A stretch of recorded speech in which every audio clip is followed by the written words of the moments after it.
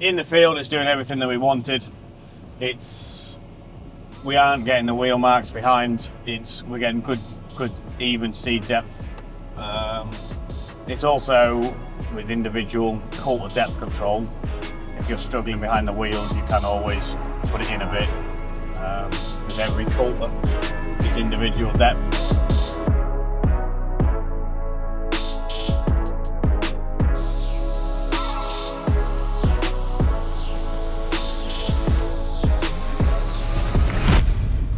So what we can see here then, top to bottom, we've got two towers. So on an Avatar 6SL, we can run a left and a right, half width like we saw on the front of the tank, giving us that option.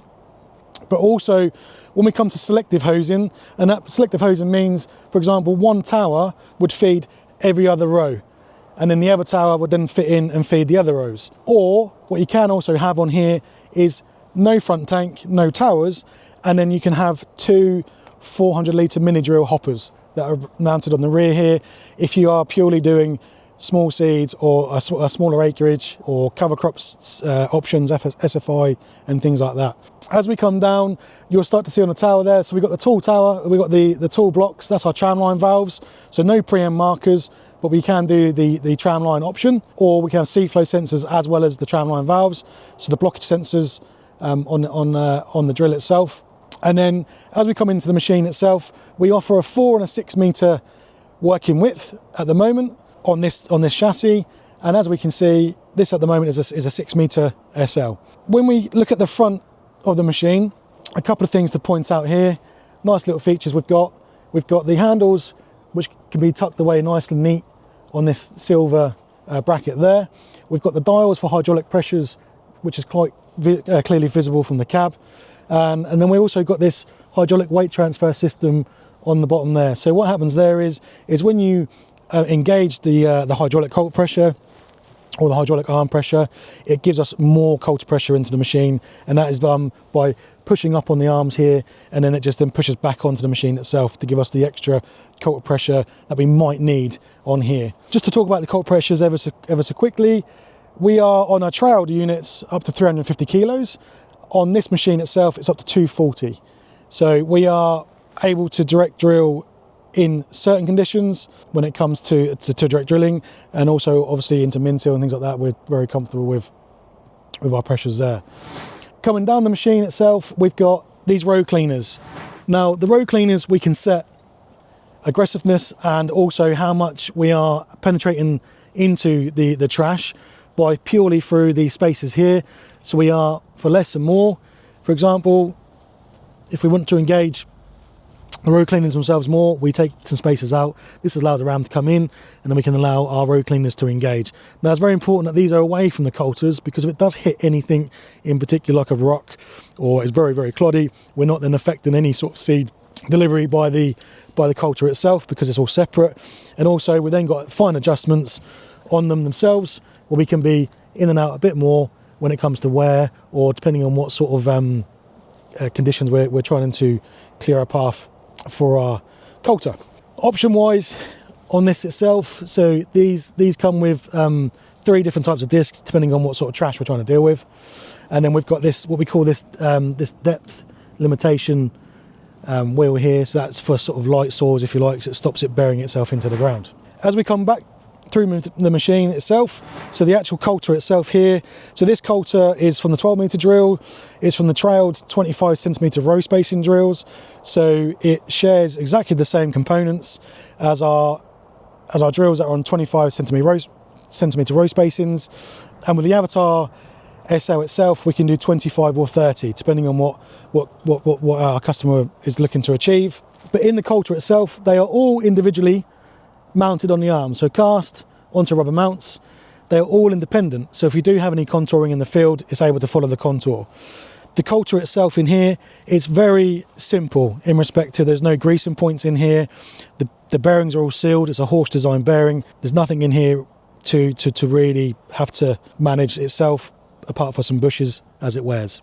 But how does it work? So we have got depth control on a T-handle. So this is allowing our seed disc and our seed boot to penetrate less or more just by doing that. The seed tube and the seed boot itself is fixed against the disc on a spring, so this allows it to keep tight against the disc, and we can see that on here. These holes here allows us to move this boot up as a disc wears. Now it's very important to keep some disc below the seed boot, so when you're trying to penetrate the ground, you're leading with the disc and you're not trying to push it in with the seed boot itself. So we can do this by moving these up. So all we do is we slacken this off and move these holes, move these bolts up into these holes, and we tighten it back up again. That then keeps it fixed against the disc. Thing to bear in mind, or to point out with Horsch machinery, on the cultivators that you might have seen on the Joker, is that the discs are self-sharpening and hard on one side. So that allows us to keep a soft edge on one and hard on the other to give that sort of sharp edge. The seed boot itself, so this is a tungsten tile on here, and we're looking for the soil to wash into here. We do a HM plus HM plus seed coulter, which gives us more tungsten all around here. Now what that means is, and what it does and how it all works, is you are cutting into the ground and you're placing your seed as best you can into the corner of the groove. This seed uniformer is then catching that seed, it's stopping seed bounce, it's allowing the seed to soil contact. That's what which is really key. But also in situ of the uniformer, we do a catching wheel. Now the catching wheel is very good if you are sowing small seeds very shallow. So the catching wheel is a little rubber wheel that sits in here in between, and that then just sits in the groove and just catches and stops any seed bounce coming out. Now why would you have one over the other? This plastic uniformer tongue, which is very proven, we have it on a Pronto drill, is that for working in the wet conditions or tacky conditions, you don't get the soil and seed sticking to the uniformer like you would on the wheel. And this just gives us a bit more longevity when it comes to drilling in tricky conditions. Now this part here, this is our closing of our opening, if you like. So all we're doing is adding pressure to our star closing wheel here to then close up what we've just opened. And we can do that depending on how the soil is or what the conditions we're working into, to how much pressure we need to put on this spring to then close that off. If we can't quite get it closed over because we've gone from a moved ground into a grass field and things like that, we have then got on the back of this arm here, on this holder, you can see there's a flat spot there. That allows us just to move this disc. It can either be more upright or more across, and this on this piece here, all sealed bearings in there as well. So what that gives the customer is versatility. What you'll find with a disc like this, where it's not so aggressive with a lean over, is in moved grounds and also into direct conditions, it works very well. So on the front here we have this QR code.